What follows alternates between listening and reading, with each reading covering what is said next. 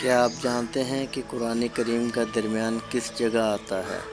15ویں پارے میں سورہ کاف کی 19ویں آیت اور لفظ تھوڑا بڑا کر کے لکھا ہوتا ہے وَلْيَتَلَطَّفْ، اور لفظی معنی ہے نرمی سے بات کرنا۔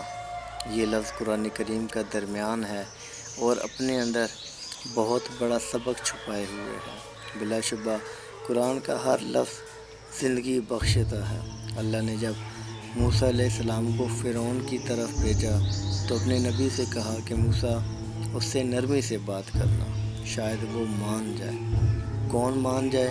فرعون، اس سے بڑا گھمنڈ اور متکبر شخص شاید ہی کوئی دنیا میں آیا ہو، لیکن اللہ فرما رہا ہے کہ اس سے بھی نرمی سے بات کرنا، شاید وہ مان جائے۔